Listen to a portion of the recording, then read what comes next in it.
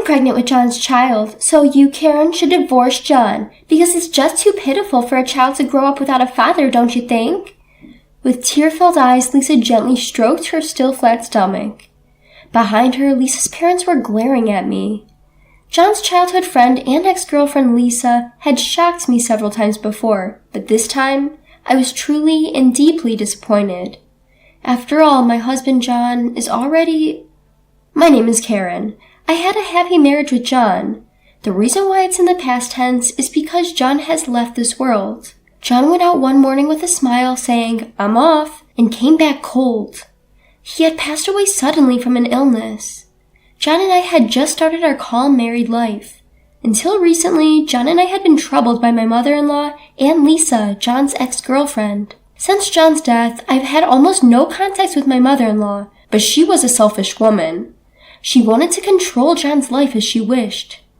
The young John was a good listener to his mother, and Lisa was almost like a fiancé chosen by their parents. They were told by their respective parents that they were a couple, so until they were in middle school, they really thought they were lovers.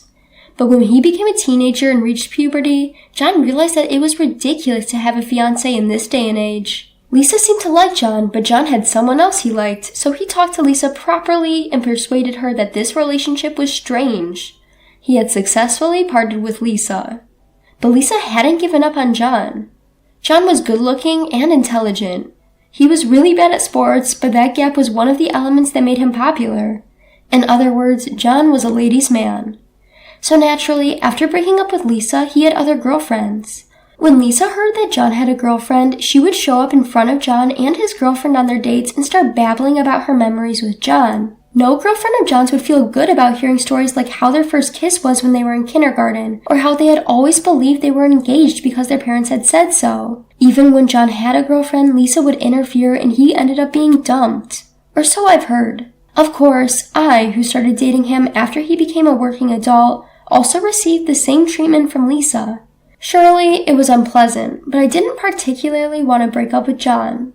John was truly cherishing me, and I wanted to cherish him as well. Our relationship was about our feelings for each other, and I thought Lisa had nothing to do with it. When John said, "I'm sorry," looking remorseful, I said, "Don't worry about it. Let's have some ice cream. I'm hungry." And he said he was truly relieved.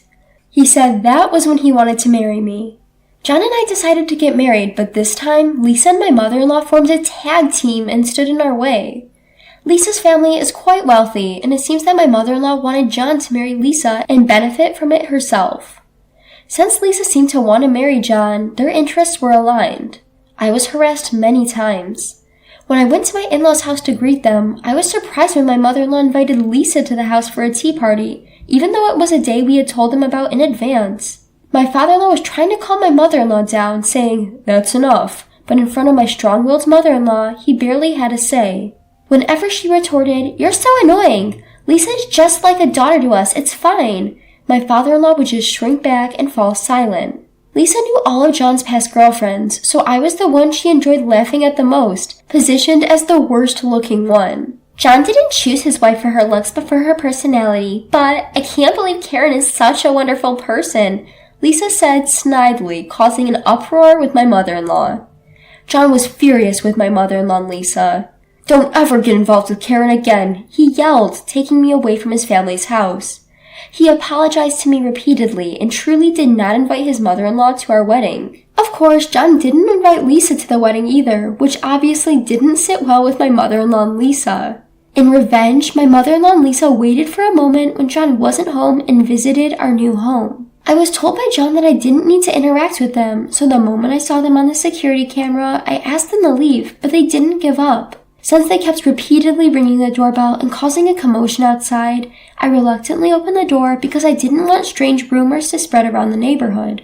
My mother-in-law and Lisa, who barged into the house, looked around and started complaining about the interior. The indirect lighting that John had chosen with care was just tacky to Lisa. When I said John chose that, Lisa instantly flipped her stance and said, "That's so John, I thought it was a nice design," making me feel her bitchiness. I served them snacks and tea because they arrived uninvited and started saying they were hungry, but I was incessantly nagged by my mother-in-law for not serving homemade stuff, and Lisa complained the tea was bitter. After they had their fill of complaining, my mother-in-law and Lisa left before John came home. Exhausted, I fell asleep on the sofa, and when I woke up, John had gently covered me with a blanket. I reported everything that had happened that day to John.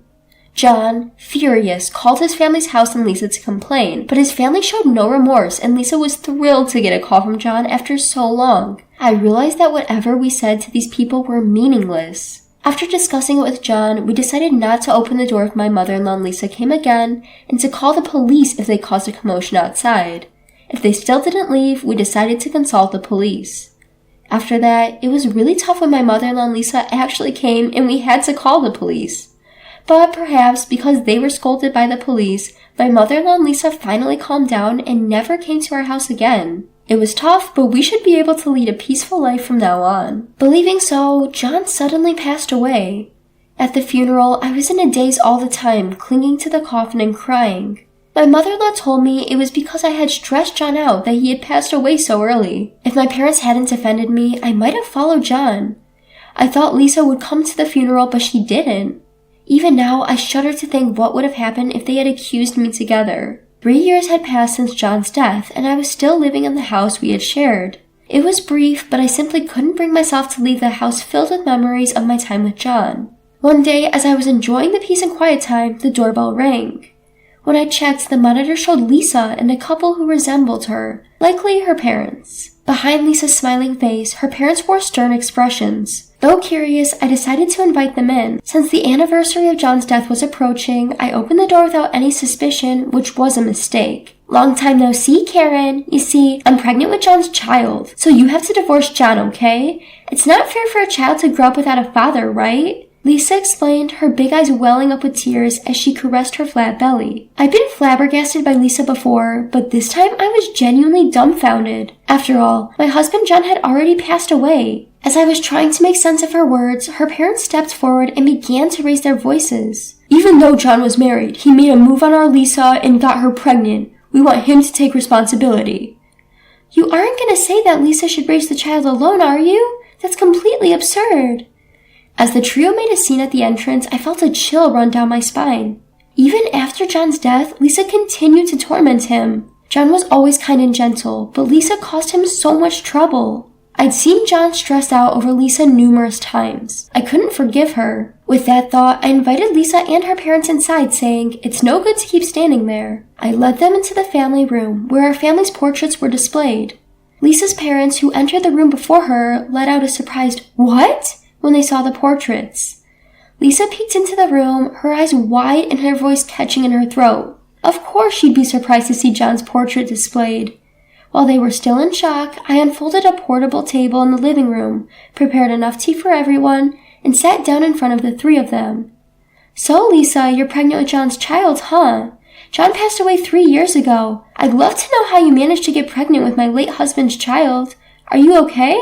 You look a bit pale." I asked, pretending to be oblivious to the three who had turned pale. Lisa, her eyes filled with tears, uttered in a trembling voice, "That can't be true." But her parents didn't let her wallow in her sorrow. "We are deeply sorry."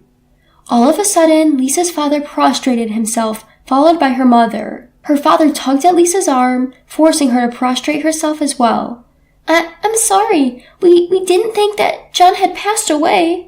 As Lisa burst into tears, her father grabbed her by her collar and shouted, "Who's the father of the child you're carrying?" Lisa then started to reveal her misconduct. The reason Lisa stopped visiting our house abruptly was not that she had given up on John, but because she had been transferred for work. The parents of Lisa and John no longer communicated, and it seemed this family truly did not know that John had passed away. As for the child in Lisa's belly, in short, it's unclear who the father is. It could be her married boss or one of the several men she met at bars.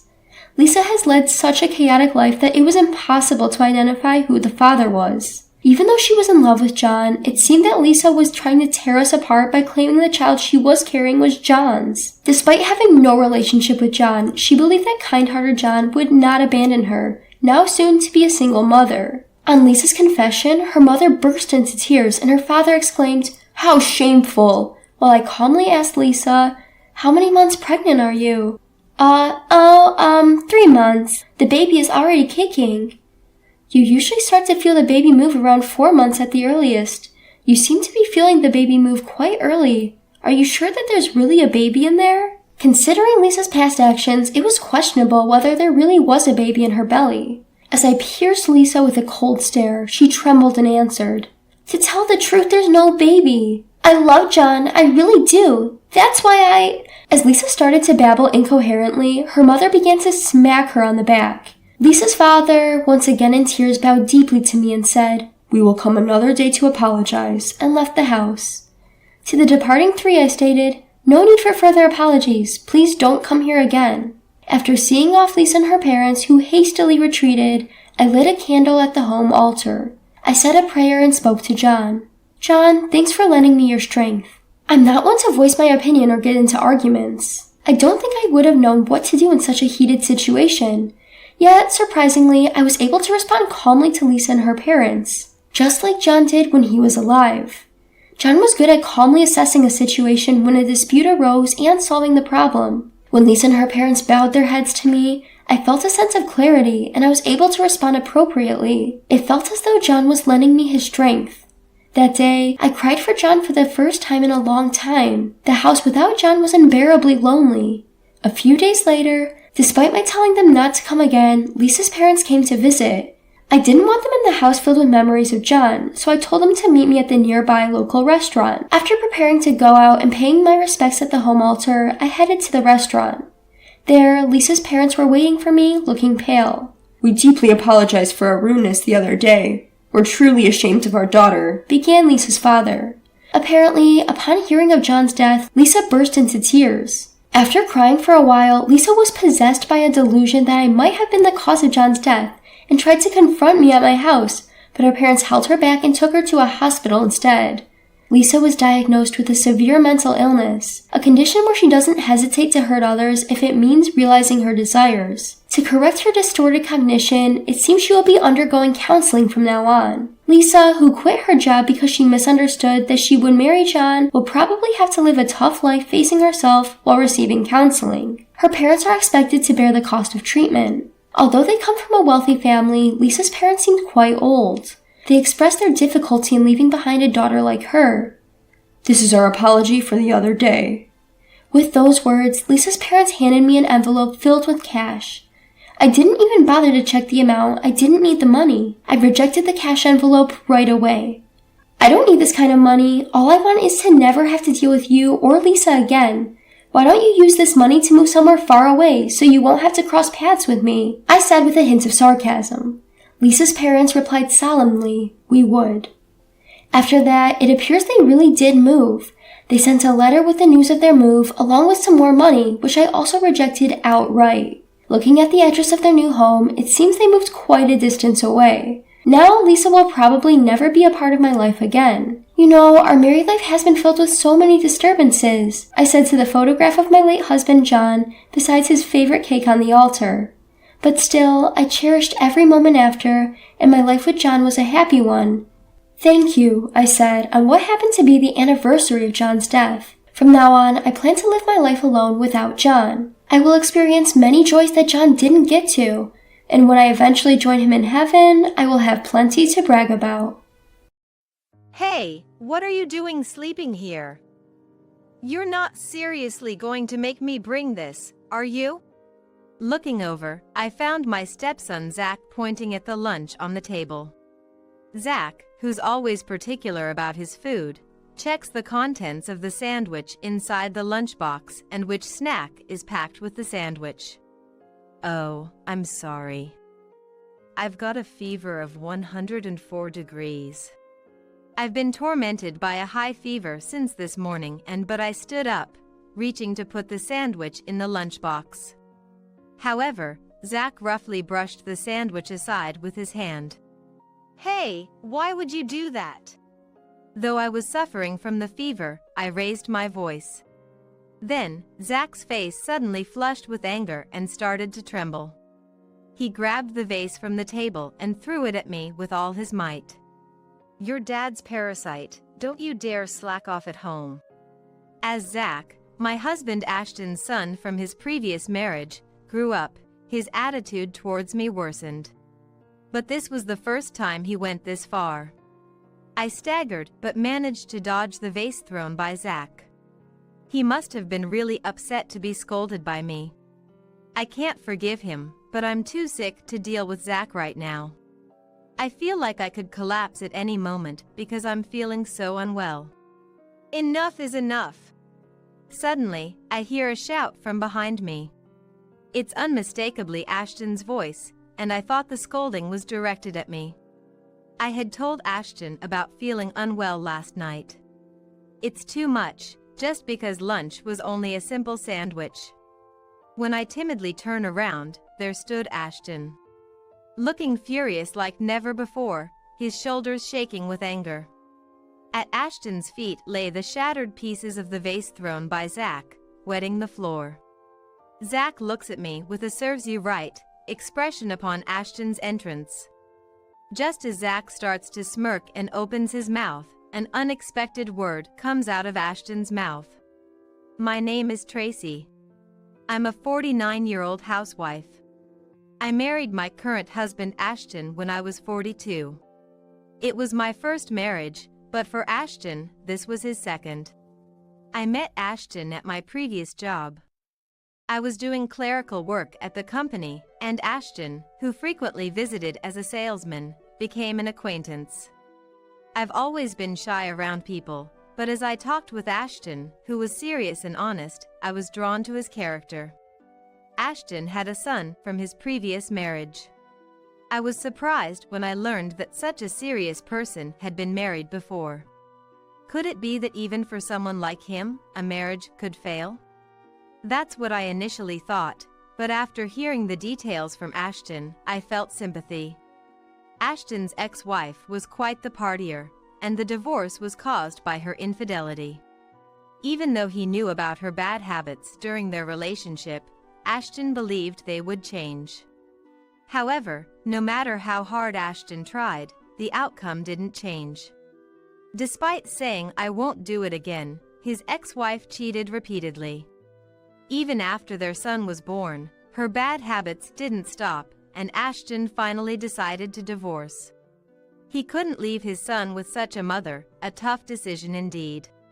Ashton dearly loved the son he had with his ex-wife, who he used to be deeply in love with. The son's name is Zach, and he's now 21 years old, attending college.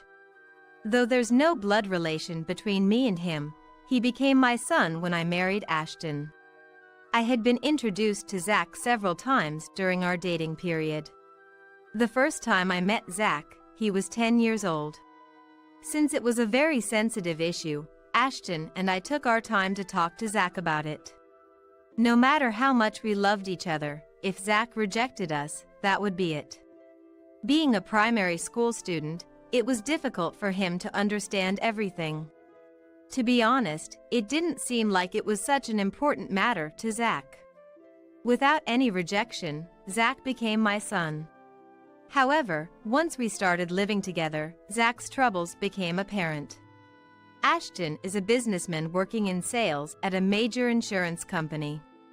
He's serious by nature and has been raising Zach alone since his divorce from his ex-wife. While raising a child, he also managed to do his job well at the company, eventually becoming an executive. Ashton worked hard for Zach's sake, ensuring that Zach could live a life without experiencing any misfortune. But raising a child alone has its limits, even for a father. After work, it often got late, or I ended up leaving Zach alone. Though my parents-in-law live not too far away, Ashton, being the serious type, didn't like relying too much on them. That inevitably led to him being overly indulgent with Zach. He compensated for not being able to spend much time with him by buying him various things and spoiling him. Seeing this, Zach grew cunning. He knew that by acting good in front of Dad, he could get anything he wanted. He became increasingly adept at committing misdeeds without the adults around him noticing. That was precisely how he was acting when I first met Ashton. For Zach, my presence was nothing but an annoyance. He probably thought that having a new mother figure would take away his freedom. Yet, He didn't oppose our marriage because he saw me as an outlet for his stress. Even as a child, he exploited my delicate position. Before we were married, I was a guest, and Ashton prioritized me. But once married, we were family. Zach understood this too well, knowing that Ashton would put his blood-related son first. Whose words would Ashton believe first, mine or Zach's? Once the three of us started living together, Zach's attitude towards me changed drastically, and the harassment began. I was prepared for some rebellion from a boy in elementary school, but since Dad's feeding you, it's only natural you take care of me, right? What I say goes, so get used to it. The first time Zach said such abusive words to me, I was furious. Those aren't words a child should say to a parent, and it shouldn't be allowed. Zach, do you understand what you just said? Even if it was a joke, there are things you shouldn't say. Think about why Mom is angry. Zach listened to my words with a smirking face. Rather, he seemed to enjoy being scolded. It was eerie to see Zach smirking through my serious scolding. He understood his position as a stepson and how we might be seen by society. Having had little to do with children before, I was appalled by how cunning he was. I never imagined a child could say such things. That night, when Ashton came home, I told him about the incident with Zach. The unnaturally mature behavior, the abusive words towards me. I was nearly in a panic, but made sure to convey everything to Ashton. However, contrary to my feelings, Ashton's thoughts were exactly as Zach predicted. Zach said that to you? No way. Aren't you exaggerating a bit? Zach isn't the kind of child to say such things. Ashton didn't take my report seriously and refused to believe Zach's abusive words. No matter how much I insisted, Ashton's reaction didn't change. On the contrary, he was irritated by my persistence. Tracy just doesn't like Zach because he's not her real son, he implied without saying it outright, but it was apparent in his actions. Let's drop this subject. You used to care so much about Zach before we got married. I'm disappointed in you. Ashton said that inside deeply. I didn't want to hear such words from Ashton. Despite everything, I was seriously engaging with Zach. I no longer thought of him as someone else's child. But from Ashton's perspective, it seemed I was seen that way. Ashton's words crushed me. Saying any more would only worsen our relationship. I felt that and gave up on discussing about Zach any further. Zach, who had been watching secretly, grew confident from the situation. Dad really does believe in me, he concluded with deep conviction. Still, there were times when my patience ran out. If this continued, Zach would grow up to be a terrible adult. I was afraid of ruining my relationship with Ashton, but each time I scolded Zach and consulted Ashton. However, the result was always the same. I even directly asked Zach several times, but he dismissed it. I would never say such a thing to Mom, right? It must be a misunderstanding or you misheard. Maybe Mom just feels that I'm in the way. Zach exploited my position, using it to wedge himself into Ashton's affections. If things continue this way, Zach will keep having his way, and eventually, irreversible cracks will form in my relationship with Ashton. The parental instinct to do what's best for Zach started to be suppressed deep down. I tried to refrain from interfering in Zach's actions as much as possible, and even kept my emotions in check. I didn't want to resort to such thinking, but Zach would eventually leave this home, and I just had to endure until then. Perhaps, in time, his feelings towards me would change, and he might even apologize. In my daily interactions with Zach, I knew the likelihood of that happening was almost nil. However, I had no choice but to keep encouraging myself. And so, I continued to deceive myself, desperately enduring each day. It was around the time Zach was about to graduate from high school. Having been tutored by a top-notch instructor, Zach had secured admission to one of the most competitive universities in the state. Perhaps feeling relieved after securing his admission, he started to act even more arrogantly than before. That day, Ashton was away on a business trip that lasted several days, leaving the house empty. In the evening, after finishing the chores, I waited for Zach's return. With Ashton not around, we were supposed to have dinner together, so I prepared a proper menu as usual. However, Zach didn't return even after his usual time had passed. I hadn't heard anything, but maybe he was delayed by a class or something. Could something have happened? I sent a message to Zach's mobile phone, but there was no reply from him. Even past 8 p.m., with no contact from Zach, I didn't start dinner, waiting for him to return. About an hour later, I heard a noisy group outside the house. Feeling a bad premonition, I opened the front door, and there stood Zach, bringing along several boys and girls. "What? You're home? We're gonna have a party now, so can you leave?" Upon seeing my face, Zach clicked his tongue and said that. From behind, jeers like "When is it gonna start?" and "Hurry up" followed. "Leave! I was making dinner, waiting for you to come home." I threw back at Zach, bewildered. It was unthinkable to allow a party with many university students at this hour. "Like I care! This is my house, so just get out of the way!" Zach yelled, pushing past me to enter the house. Following him, the group of boys and girls also started pouring into the house. Powerless, I could only watch the procession. Soon after, loud music began to play inside. And the students' clamor reached my ears. This would surely disturb the neighbors. I rushed through the students towards Zach, covering my ears. "Turn off the music now!" I shouted, trying not to be drowned out by the music. However, Zach deliberately ignored me, pretending not to hear. Overwhelmed by the students' fervor, I was helpless. I'm not sure how long it had been, but the sound of sirens began to mix with the loud music. Predictably, the sirens belonged to police officers, called by a neighbor's report. As the guardian, I received a stern warning, and Zach and his friends were ordered to disperse. I was just embarrassed and sorry for causing such a nuisance over something so trivial. While Zach had been meek in front of the officers, he started complaining to me once everyone had left.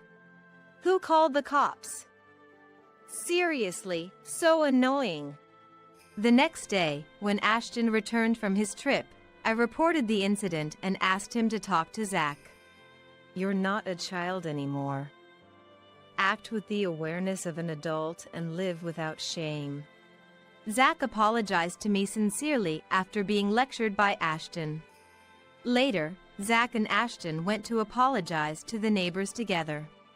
After receiving a good scolding from the neighbors, Zach returned home with tears in his eyes, seemingly having learned his lesson.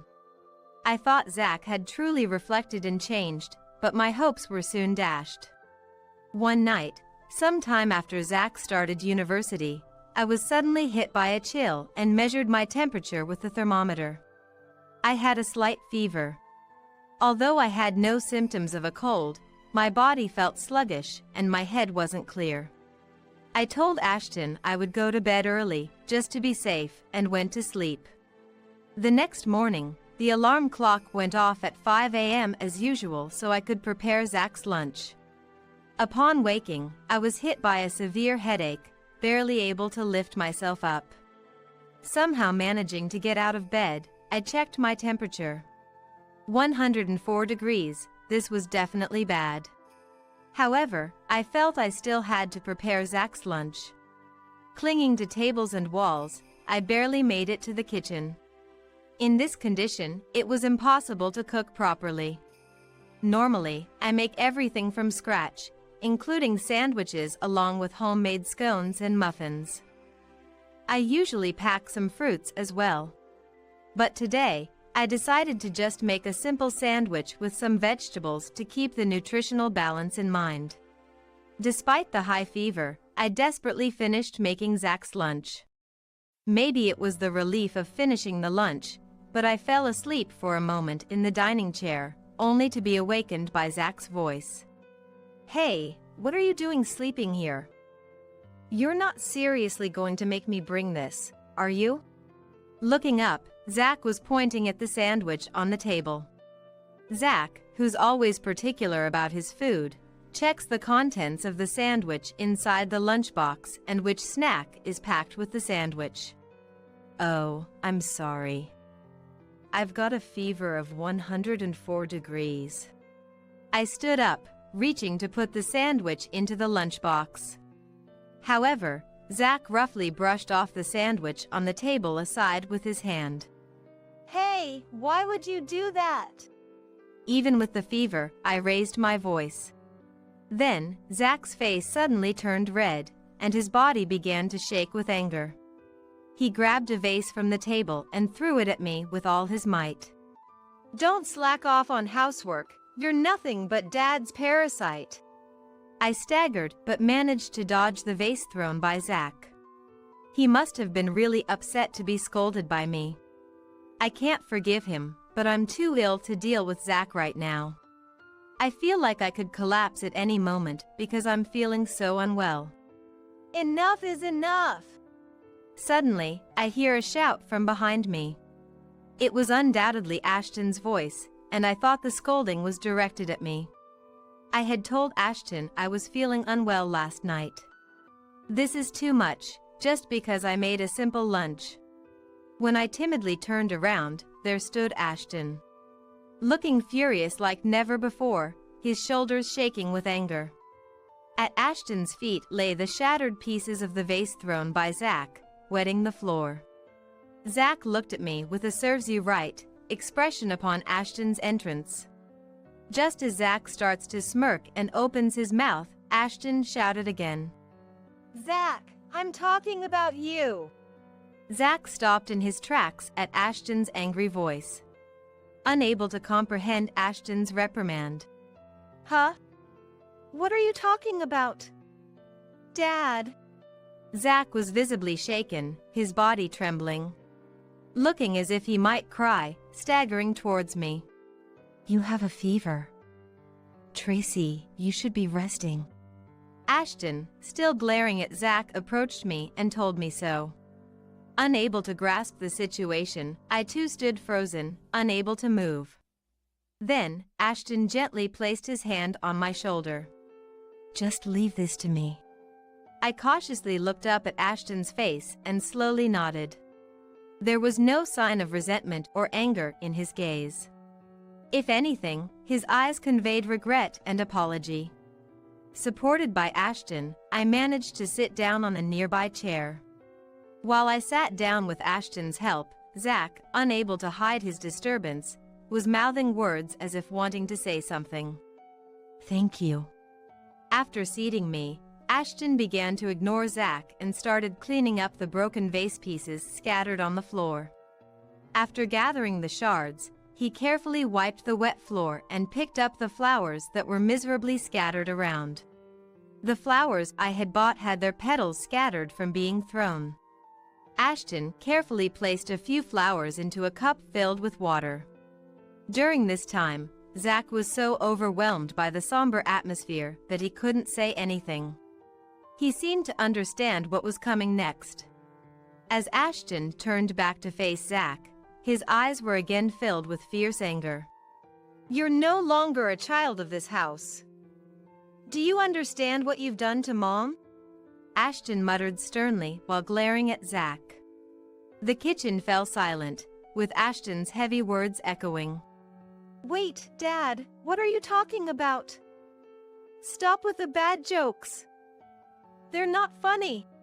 Sensing Ashton's intention, Zach, though panicking, tried to respond jokingly.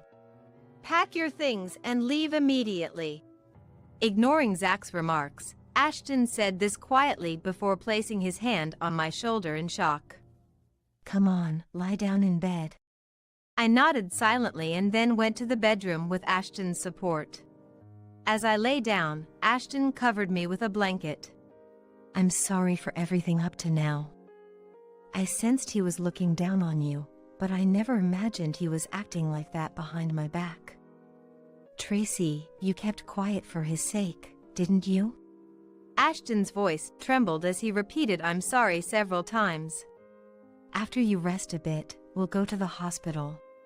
Ashton was visibly shaken and disturbed, but after a while, he said this and left the room. The kind words from Ashton, whom I thought would blame me, filled my heart. It wasn't just Zach he loved, he had been loving me properly as well. Ashton was struggling in his own way, watching over me. Despite the severe fever making my body ache, the pain was forgotten as a glimmer of hope started to shine in my heart. After Ashton took me to the hospital, the diagnosis was a high fever due to overwork. I was told to rest easy for a while, and then I started recuperating at home. When we returned home, Zach was still walking around with a big bag, seemingly in disbelief. He continued packing while watching Ashton, but Ashton didn't even look at Zach. After a while, Zach seemed to give up and left the house. He had become a university student. He could take care of himself, but I never imagined it would come to this. Zach will probably seek refuge with his grandparents or friends and return home once things settled down. Ashton's anger was way past normal. However, he wouldn't abandon his beloved son. I had naively thought so, but Ashton's resolution was far firmer than I imagined. As expected, Zach fled to his grandparents' house. He lied to his grandparents, saying Mom kicked me out, and managed to win their sympathy. Oh my! How terrible! I'll talk to Dad myself, so tell me everything that happened. Zach, thrilled at deceiving his grandparents, planned to use this opportunity to frame me. He started claiming that he had been receiving terrible harassment from me, who was not his real mother, all along. He fabricated a story about throwing the vase in a panic to protect himself during this incident. Dad is misunderstanding, he pleaded with tears, winning his grandparents over to his side. Poor thing! You can skip university today and just rest. Don't worry about Mom, I'll handle her properly. Zach, satisfied that his plan was working, proudly snuggled into the prepared bed. I'll play the role of a grandson who can't recover from the shock. Zach believed this without a doubt.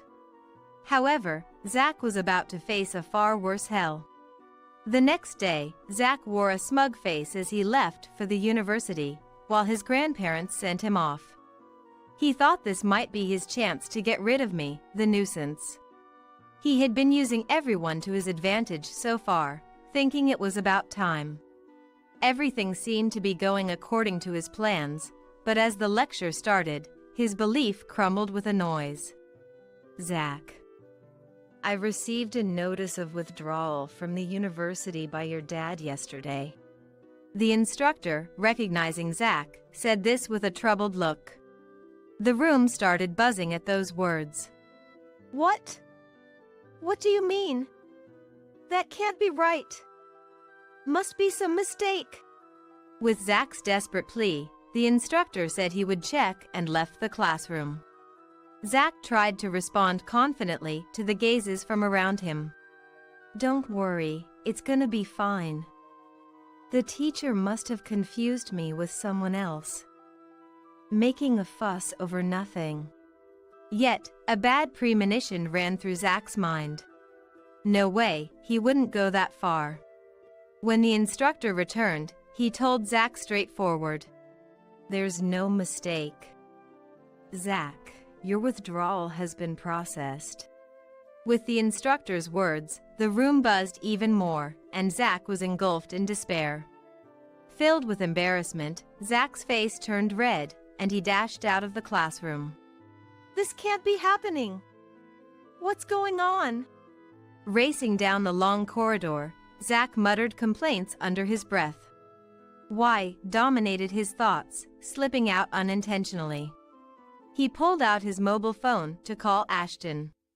However, Ashton had blocked his calls, leaving Zach unable to connect. Panicked, Zach hurried towards his grandparents' house. Upon arrival, he was greeted by the sight of his bag thrown in front of the entrance. "What is this?" Zach's panic intensified as he rang the doorbell. Seeing no response, he desperately banged on the front door. "Grandma! Grandpa!"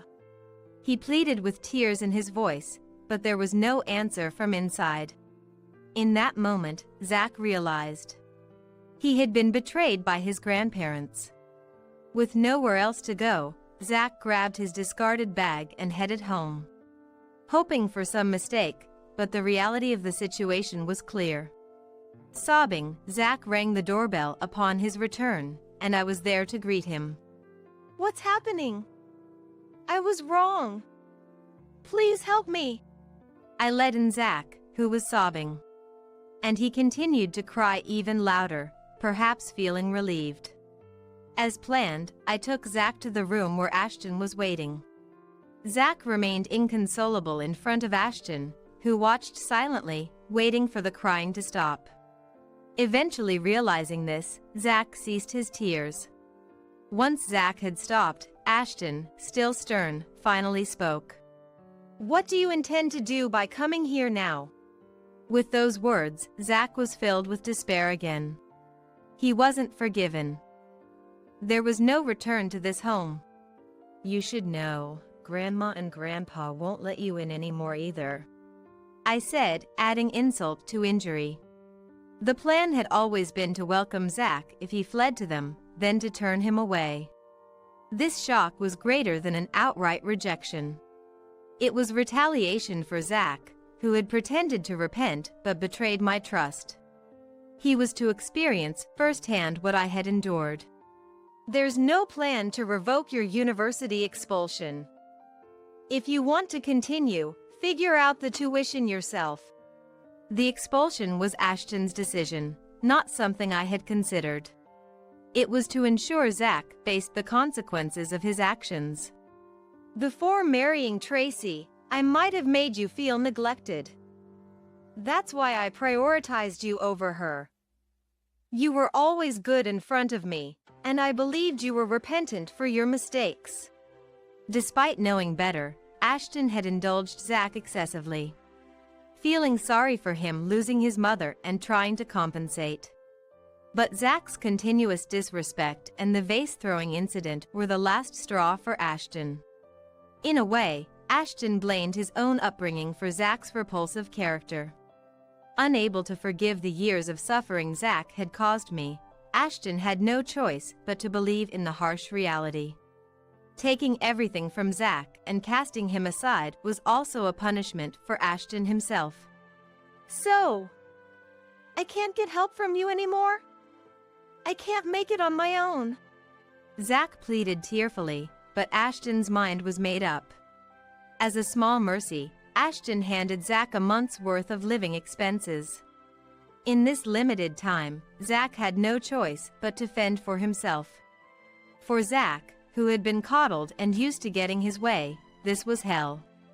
Being expelled from university meant he was off the promised elite path. Cut off from his parents and grandparents, he had to navigate life alone. The grandparents had always doted on Zach, their grandson. But after Ashton revealed Zach's numerous transgressions against me, their perspective shifted. No matter how beloved, some actions are unforgivable.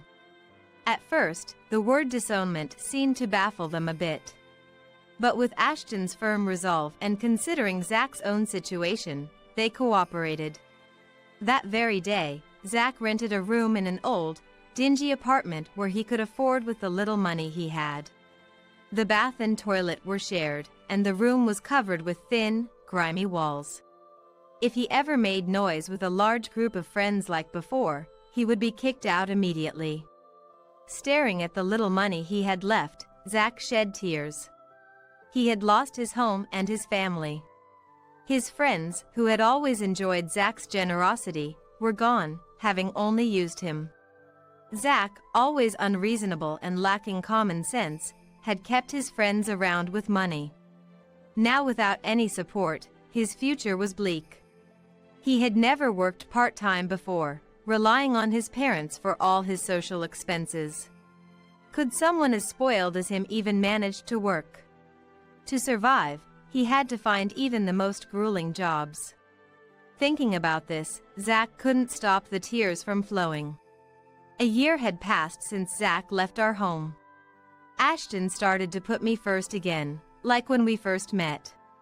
For about 10 years, everything had revolved around Zach, so we were reclaiming our relationship. I no longer had to ponder over Zach, allowing me to purely enjoy my relationship with Ashton. I'm truly sorry for all the hardship I've caused. I became blinded by my love for my son. I had never voiced it, but whenever Ashton criticized my statements about Zach, I would become physically ill from the stress. Being attacked on the point of having no blood relation felt like exploiting a vulnerability. Legally, he was my son, but that was one aspect I couldn't change. I felt devastated, as if being targeted for an unavoidable weakness. Now, Ashton and I can talk about it because Ashton himself always had this sensitive issue in the back of his mind. Not in a bad way, but he had decided never to mention it to me. Knowing how much it troubled me, Ashton began apologizing whenever possible. Zach's departure seemed to have freed us from various entanglements. Whether he knew it or not, Zach started sending letters periodically. They weren't about wanting to mend our relationship, but rather updating us on his situation. Perhaps it was his way of apologizing. Since that day, he has been desperately looking for work, sustaining his days through manual labor. Although Ashton says nothing, he seems somewhat relieved by these letters. We won't reach out anymore, but it's eased our minds. It's difficult for us to have children at our age, but it seems we can live harmoniously as a couple. There were more hardships than happiness, making everyday survival a challenge. But now, I can walk through my life, a bright and joyful one.